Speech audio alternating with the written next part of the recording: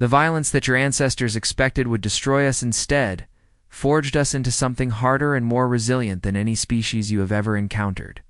Zorath listened in silence.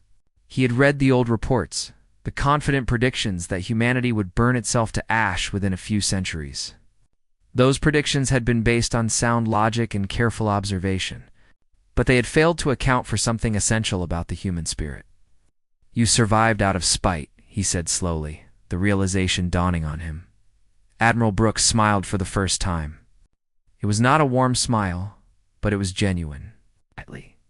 "When our archaeologists discovered the transmissions your ancestors left behind, it changed everything. Suddenly we had proof that someone out there was watching us, waiting for us to fail.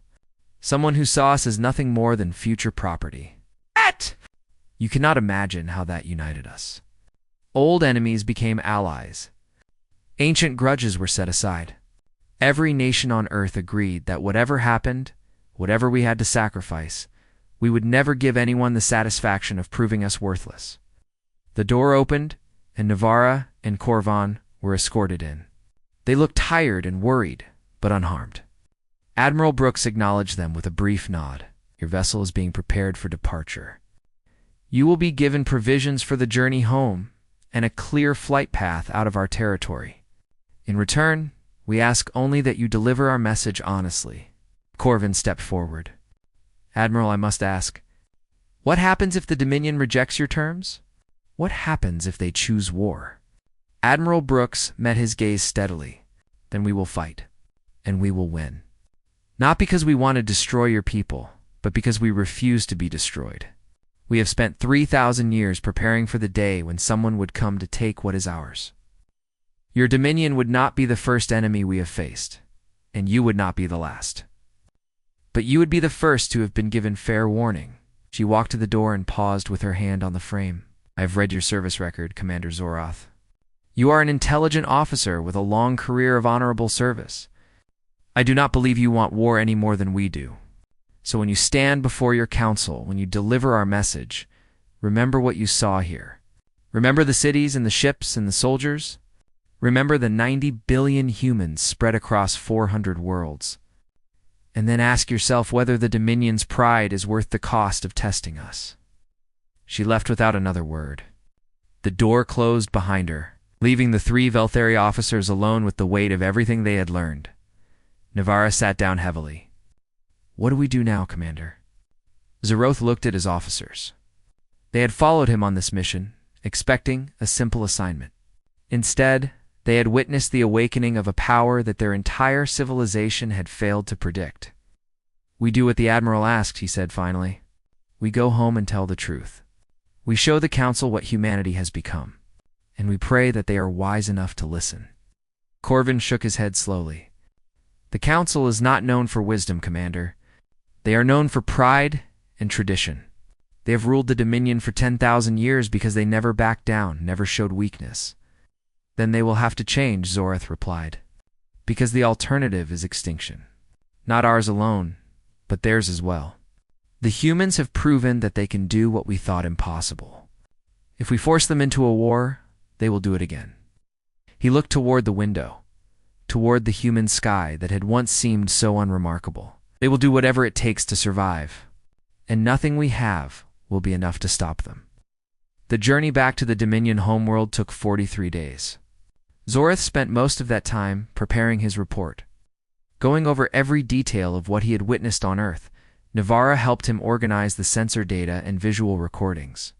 Corvan provided scientific analysis of human technology. Together, they built the most comprehensive assessment of an alien species that any Velthari officer had ever compiled. When the homeworld finally appeared on the view screen, Zorath felt no relief, only dread. The Dominion capital was a massive city that covered most of the central continent. Towers of dark stone rose toward the purple sky, their surfaces carved with the symbols and stories of 10,000 years of history. Ships moved constantly through the air and into orbit, carrying goods and passengers across the empire. It was an impressive sight, a testament to the power and endurance of the Velthari people. But Zorath now saw it with different eyes. He saw the old designs, the traditional methods, the reluctance to change that had defined his civilization for millennia. He saw a people so confident in their own superiority that they had stopped looking for threats. And he knew that this blindness could destroy them all. The observation vessel was directed to land at the military command center. A delegation of council representatives was waiting when Zorath and his officers stepped onto the platform. At their head stood High Counselor Yevith, the oldest and most powerful member of the ruling body. Yevith was ancient, her gray skin wrinkled and marked by centuries of service. She had guided the Dominion through 3 major wars and countless smaller conflicts. Her word was law in all matters of state security. And her expression, as she looked at Zorath, was one of cold displeasure. "Commander Zorath," she said, her voice carrying the weight of absolute authority, "you have much to explain. Your transmission has caused great concern among the council." Zorath bowed respectfully. "High Counselor, I understand, but I ask that you reserve judgment until you have seen the full evidence of what we discovered." Yevith's eyes narrowed slightly. "Evidence? You mean evidence that you surrendered to a primitive species without firing a single shot? Evidence that you allowed yourself to be held captive for 8 days while delivering nothing but excuses?" Several of the younger council members behind her nodded in agreement. Zorath recognized Counselor Draven among them, his face twisted with contempt. "With respect, High Counselor, the humans are not primitive. They have not been primitive for a very long time." He activated his personal display unit and projected the visual recordings onto a nearby screen. Images of human cities appeared. Their gleaming towers and organized infrastructure, a stark contrast to anything the council had expected. Ships moved through the sky, demonstrating technology that was clearly advanced. Soldiers stood in formation, their weapons visible and ready. "These recordings were taken during my time on Earth," Zorath explained. "The humans have developed a civilization that rivals our own. Their population exceeds 90 billion across more than 400 colony worlds. Their fleet numbers in the tens of thousands, and they are fully aware of our ancestors' original intentions regarding their planet." Counselor Draven stepped forward. "This is impossible. The projections clearly showed that the humans would destroy themselves within 800 cycles. Our scientists confirmed this assessment." "Our scientists were wrong," Zorath replied simply. The silence that followed was deafening. No one in the Dominion's history had ever suggested that Felthri science could fail so completely. High Counselor Yevith raised a hand, silencing the murmurs that had begun to spread through the assembled officials. "Continue, Commander. Tell us everything." Zorath took a deep breath and began his full report. He described the interception of their vessel, the escort to the surface, the meeting with Admiral Brooks. He explained the assembly chamber and the representatives of every human nation gathered in one place.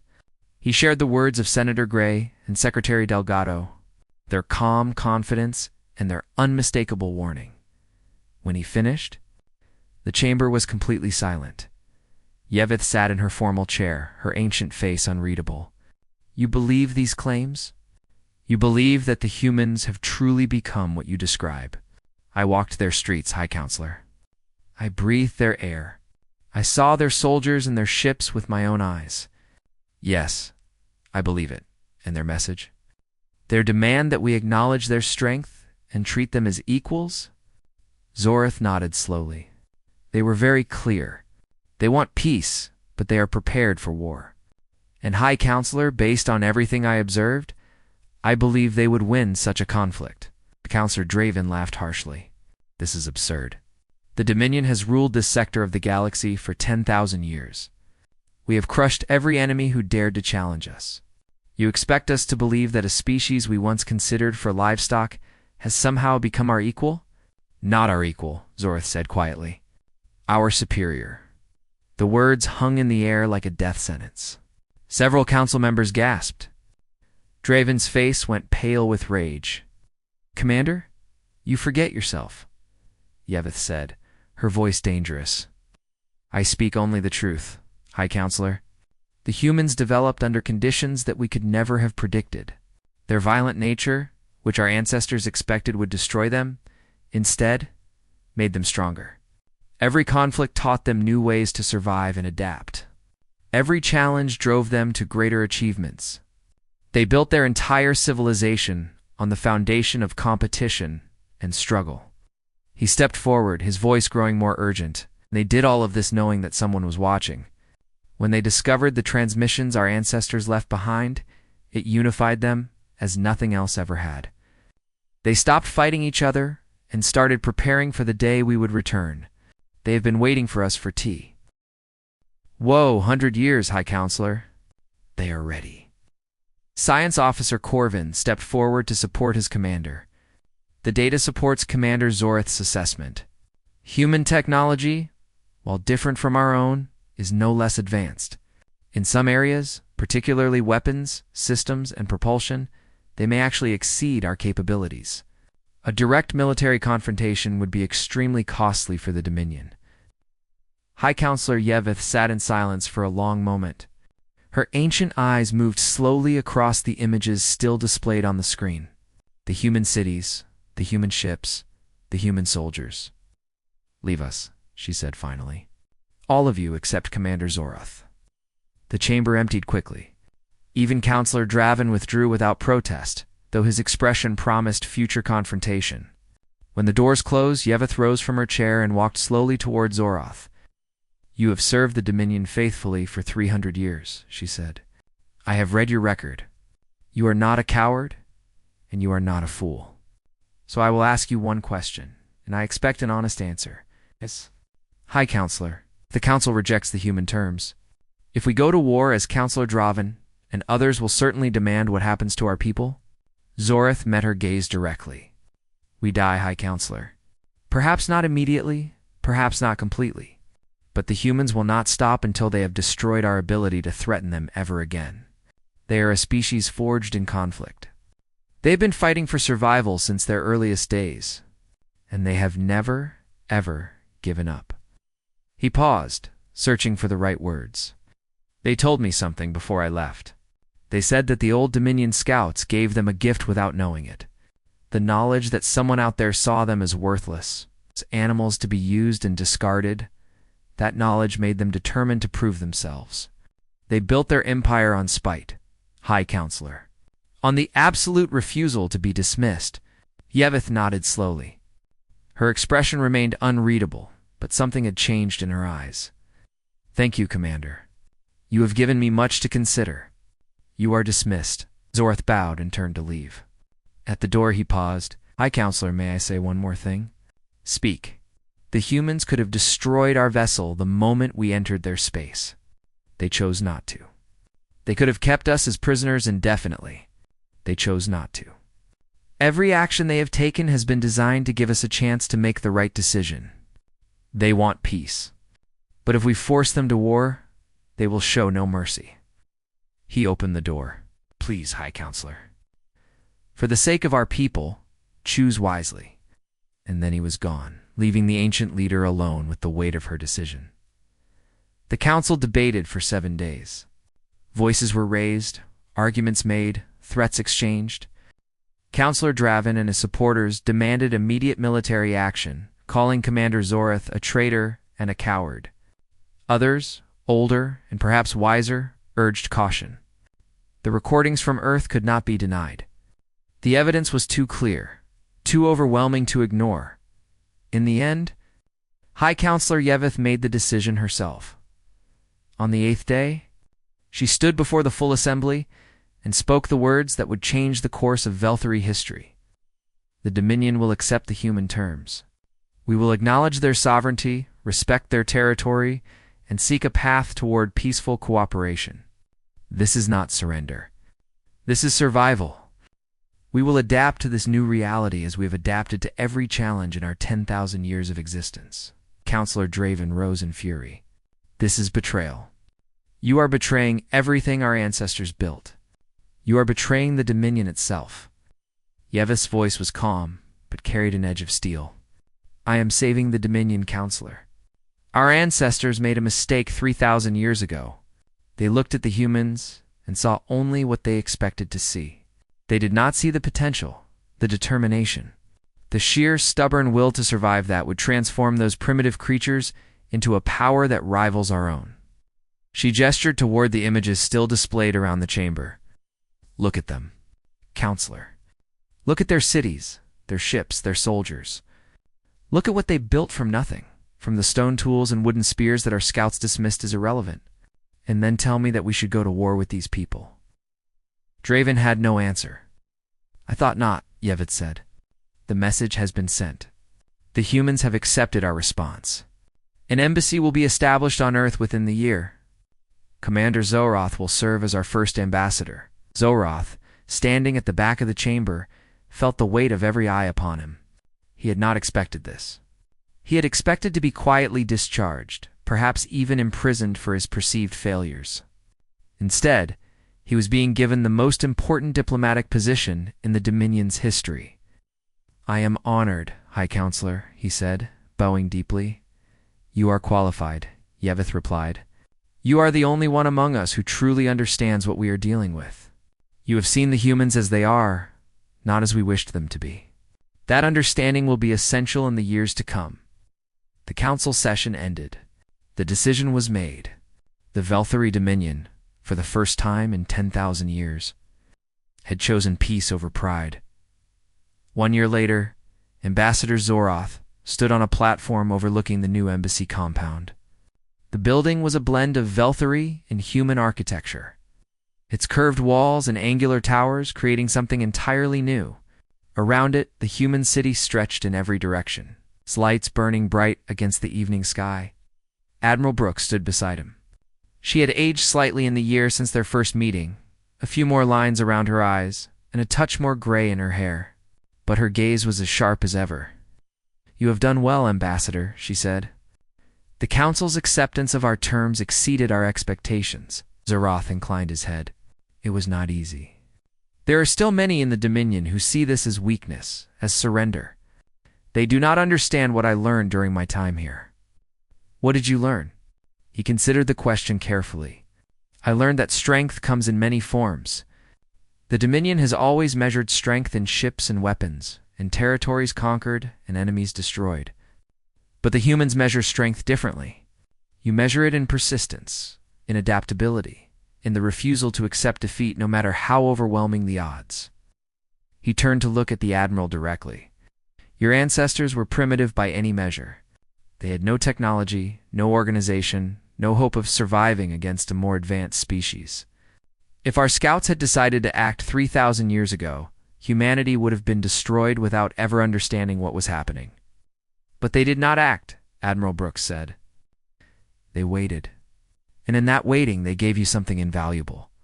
Time to grow, to learn, to become what you are today.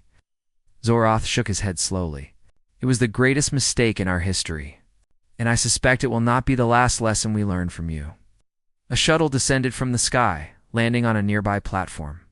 Several figures emerged, both Velthari and human, carrying documents and equipment for the ongoing negotiations.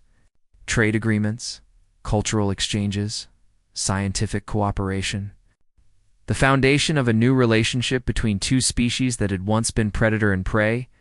Lieutenant Navarra, now serving as the embassy's chief liaison officer, approached with a data tablet. Ambassador, the coalition representatives are ready for the next session. Director Samuel Howard has arrived. Zoroth nodded. Thank you, Lieutenant. I will be there shortly. Admiral Brooks extended her hand in the human gesture of partnership. Zoroth took it, feeling the strange warmth of human skin against his own gray flesh. There is one thing I have always wanted to ask you. Admiral asked. When you first intercepted our vessel, when you saw that we had returned after 3,000 years, what did you feel? Fear? Anger? Satisfaction? Admiral Brooks considered the question. All of those things, I suppose. But mostly I felt relief. Relief? We had been waiting for so long. Preparing, building, watching the stars for any sign that someone was coming. When you finally appeared, it was almost a gift. Finally, we could prove ourselves. Finally, we could show the galaxy what humanity had become. She smiled. But there was something fierce beneath the expression. Your ancestors said we would destroy ourselves. They said we were too violent, too primitive, too flawed to ever amount to anything. But they were wrong, Ambassador. We did not destroy ourselves.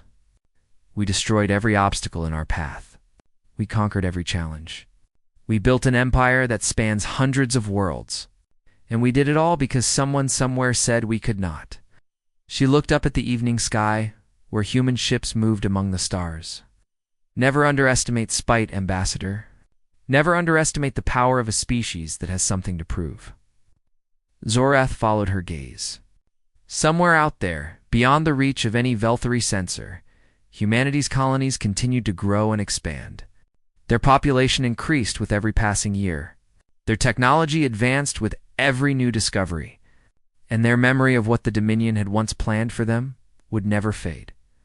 The Velthary had returned to Earth expecting to find a dead world, a conquered species, a resource to be exploited. Instead, they had found something far more dangerous.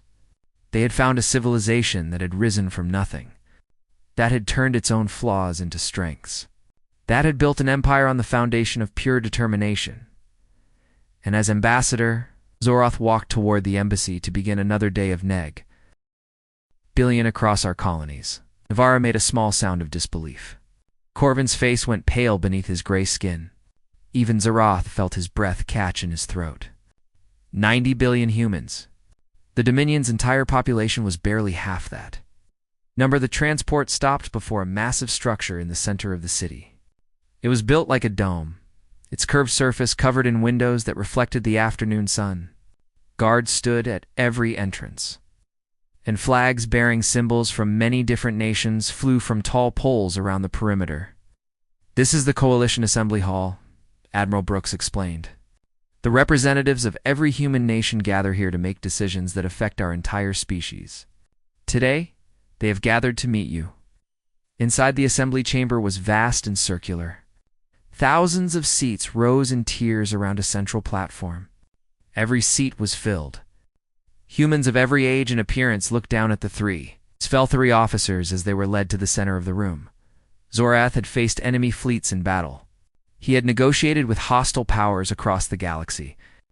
But he had never felt as small as he did in that moment, standing before the collected representatives of humanity. A man rose from a prominent seat in the front row. He was middle-aged, with graying hair and a serious expression. His voice carried easily through the chamber when he spoke. "I am Senator Daniel Gray, Chairman of the Coalition Security Council. Commander Zorath, do you know why you have been brought before this assembly?" Zorath straightened his spine. "I assume you wish to discuss the nature of our presence in your territory?" Senator Gray shook his head slowly. "No, Commander. We wish to discuss the nature of your intentions. Specifically, the intentions your ancestors expressed 3,000 years ago." A murmur spread through the chamber. Zorath felt a cold knot forming in his stomach. "Our historians have been studying the records left behind by your original scouting team," Senator Gray continued. "They were quite thorough in their documentation. Would you like to know what they wrote about us?" Before Zorath could respond, a holographic display flickered to life above the central platform. Strange symbols appeared, clearly Velthary script, followed by a translation in human language. Subject species. Designation: Terran bipeds. Technological level: pre-industrial. No evidence of organized civilization. Aggressive behavior observed between tribal groups. Estimated lifespan of individuals: 40 to 50 standard cycles. Recommendation: Mark. Planet for future resource extraction. Estimated time until species self-termination: 800 standard cycles. The chamber fell silent. Every eye was fixed on Zorath. "There is more," Senator Gray said. "Your scouts also transmitted a secondary recommendation to your homeworld. It suggested that if any members of our species survived, they could be collected and used as manual labor for mining operations." The exact term used was livestock potential. Navarra lowered her head in shame. Corvin closed his eyes. Zorath stood frozen, unable to speak. A woman rose from another section of the assembly. She was younger than Senator Gray, with sharp features and auburn hair. "I am Secretary Maria Delgado, head of the Coalition Diplomatic Corps." "Commander, we do not share this information to humiliate you. We share it so that you understand the foundation of our relationship with your species." She walked down to the central platform and stood directly in front of Zorath. Despite being smaller than him, she seemed to tower over him in that moment. For 3,000 years, your people assumed we would destroy ourselves. You marked our world as property to be claimed whenever you felt ready. You saw us as animals, too primitive to matter. Her voice was calm, but carried an edge of steel. But we did not destroy ourselves, Commander. We grew, we learned. We built ships that can travel between stars. We developed weapons that can crack planets in half. And we did all of this knowing that somewhere out there, someone was waiting to take what was ours. Zorath finally found his voice. Secretary, those decisions were made by our ancestors, not by us. The current Dominion Council had no part in those plans. We came here only to explore, not to conquer. Secretary Delgado studied him for a long moment. Perhaps that is true. Perhaps your intentions were peaceful.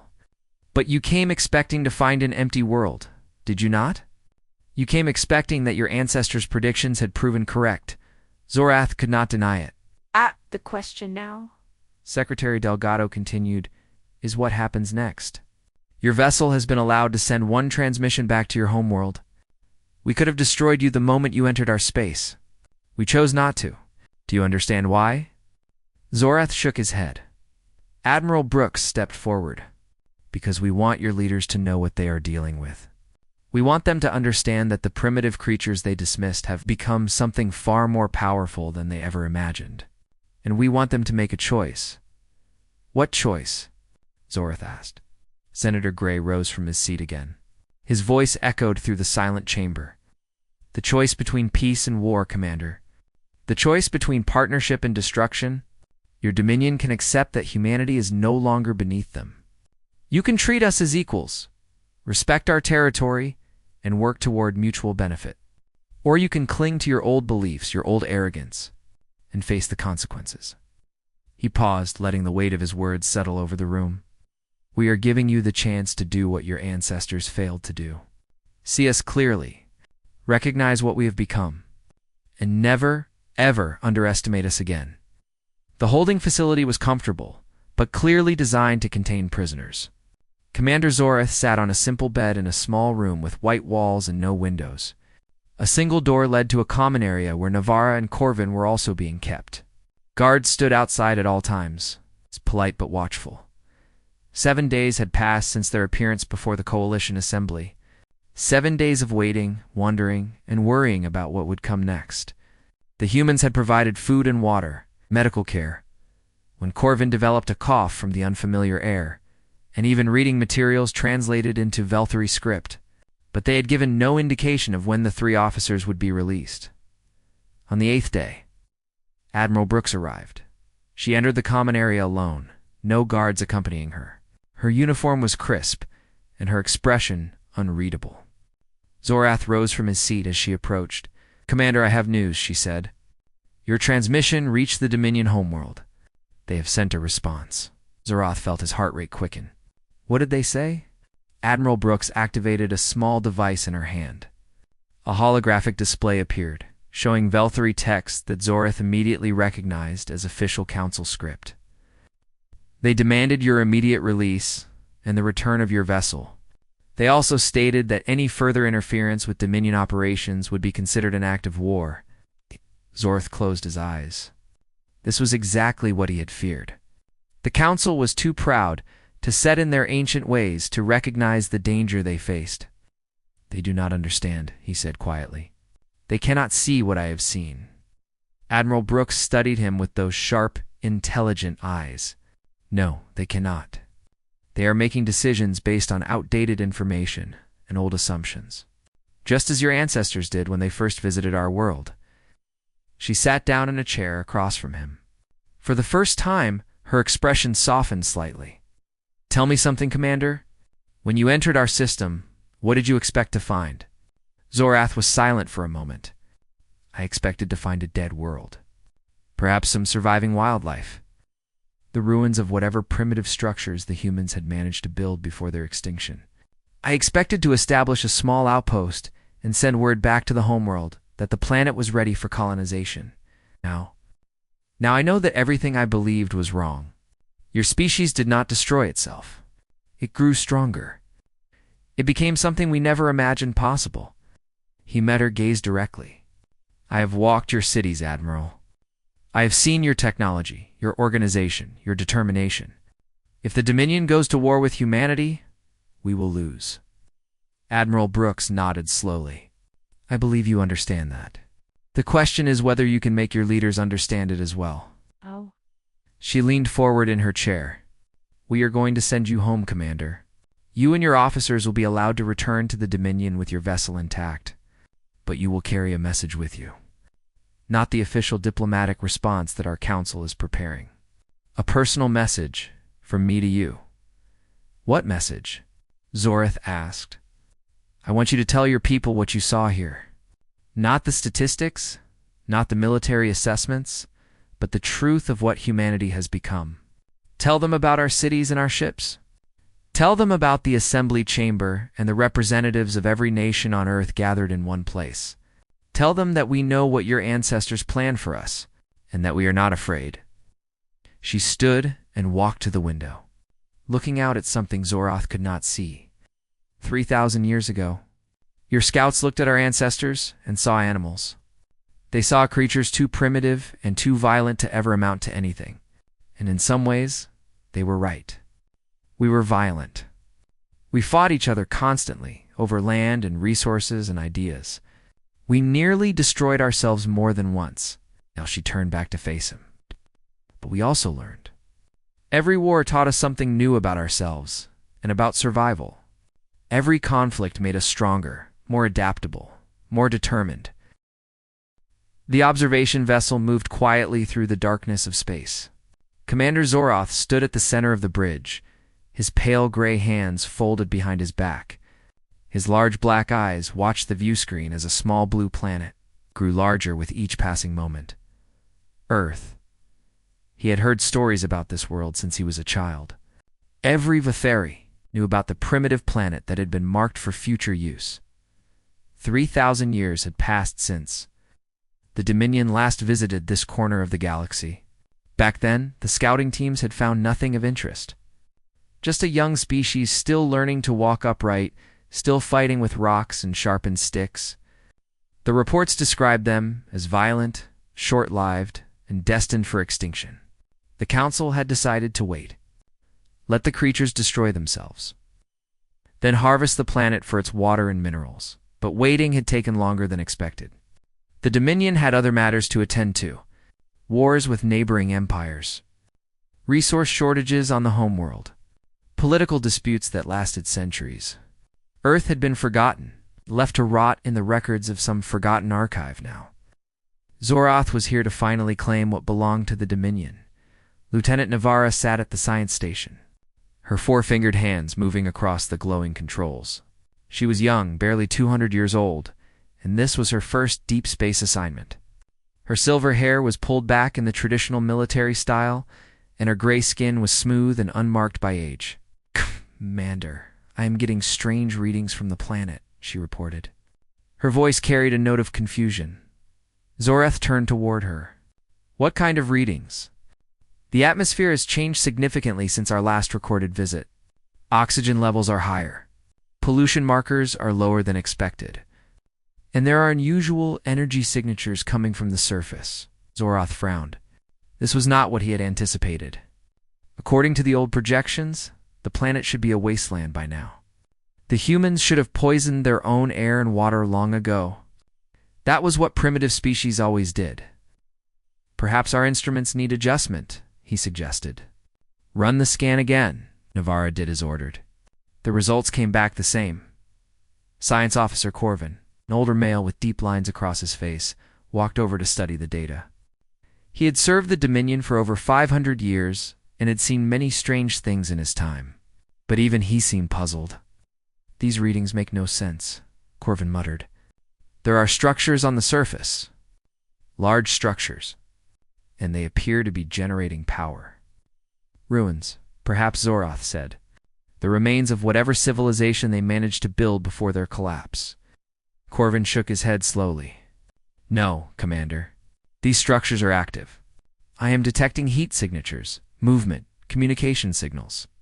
Whatever is down there, it is very much alive. A heavy silence fell over the bridge. Zorath felt a cold sensation spreading through his chest. This was supposed to be a simple mission. Land on the abandoned planet, establish a colony outpost, and send word back to the homeworld. There was not supposed to be anyone here. "Bring us closer," Zorath ordered. "I want visual confirmation." The vessel descended through the upper layers of the atmosphere. Clouds parted around them like curtains being drawn back, and then they saw it. Cities. Massive, gleaming cities that stretched across the landscape. Towers of glass and metal that reached toward the sky. Lights burning in patterns that suggested roads, highways, transportation networks, and ships. Hundreds of ships moving through the air and beyond it, climbing into space with casual ease. Navarra gasped softly. By the Ancient Ones. What happened here? Zorath could not answer. He stood frozen, staring at the impossible scene before him. The primitive creatures they had dismissed as irrelevant had built all of this. In 3,000 years, they had gone from stone tools to starships. It was not possible. It should not be possible, Commander Corvin said quietly. We need to leave. Now, before they detect us. Red warning lights flashed across every console. Navarra's hands flew across her controls as she tried to make sense of the incoming data. 2 vessels approaching at high speed, she reported. They are much faster than us. I cannot outrun them. Zorath watched the view screen as 2 sleek shapes appeared on either side of their observation vessel. The human ships were angular and aggressive, built for combat rather than study. Weapons systems glowed along their hulls, ready to fire at a moment's notice. A voice crackled through the communication system. It spoke in a language the translation matrix struggled to process. But after a few seconds, the words became clear. Unidentified craft, you have entered protected airspace. Identify yourselves immediately, or you will be escorted to a holding facility. This is your only warning. Navarra looked at Zorath with wide, frightened eyes. Commander, what do we do? Zorath had no answer. In all his years of service, he had never faced a situation like this. The Velthari Dominion was one of the oldest powers in the known galaxy. They did not surrender. They did not bow to lesser species. But looking at those human ships, at the weapons pointed directly at his vessel, Zorath understood something terrible. The humans were not a lesser species anymore. They had become something else entirely. Something dangerous. Open a channel, he said finally. His voice sounded strange to his own ears. Tell them we come in peace. Tell them we did not expect to find their world inhabited. Navarra transmitted the message. There was a long pause, stretching out for what felt like an eternity. Then a different voice responded, deeper and calmer than the first. Velthari. We know that name. Our historians have records of your visit. You will land at the coordinates we are transmitting. Deviation from the flight path will result in immediate action. Do you understand? We understand, Zorath replied. The human ships escorted them down through the atmosphere. As they descended, Zorath could see more of the world below. Forests and oceans, mountains and plains, but also farms and factories, research stations, and military installations. The humans had spread across every corner of their planet and beyond. Corvin moved to stand beside him. The Council will need to know about this, the old scientist said quietly. Everything we believed about this species was wrong. Zorath nodded slowly. Yes, we made a terrible mistake 3,000 years ago. We looked at these creatures and saw only what we expected to see. We never considered that they might surprise us. The shuttle touched down on a landing platform surrounded by armed soldiers. Through the viewport, Zorath could see at least 40 of them, each carrying weapons he did not recognize. A woman stepped forward from the group, her dark hair pulled back tightly. Her uniform decorated with symbols of rank and authority, she looked up at the Velthari vessel with an expression that was impossible to read. Welcome back to Earth, she said, her voice carrying clearly through the external sensors. You have been gone a very long time. We have much to discuss. Commander Zorath took a deep breath and prepared to face the consequences of his ancestors' arrogance. The Dominion had come to claim a dead world. Instead, they had found an empire waiting for them. And he had the terrible feeling that this was only the beginning, The shuttle doors opened with a soft hiss. Commander Zorath stepped out first, his boots touching human soil for the first time in his long life. The air was clean and cool, carrying the scent of growing things that he did not recognize. Behind him, Lieutenant Navarra and Science Officer Corvin followed in silence. The armed soldiers watched them with steady eyes. Their weapons remained lowered but ready. Zorath noticed that they showed no fear, no hesitation. These were not the scattered tribespeople his ancestors had observed 3,000 years ago. These were trained warriors, confident in their strength. The woman who had spoken earlier approached them. Up close, Zorath could see the lines of experience on her face, the sharp intelligence in her dark eyes. She moved with the careful grace of someone who had spent decades making difficult decisions. "I am Admiral Catherine Brooks of the United Earth Coalition," she said. "You will come with me. The Council is waiting." Zorath inclined his head respectfully. "I am Commander Zorath of the Velthari Dominion. These are my officers, Lieutenant Navarra and Science Officer Corvin. We thank you for your welcome." Admiral Brooks did not smile. "Save your thanks, Commander. You have not yet heard what we have to say." She led them across the landing platform and into a large building made of white stone and glass. The corridors were wide and brightly lit.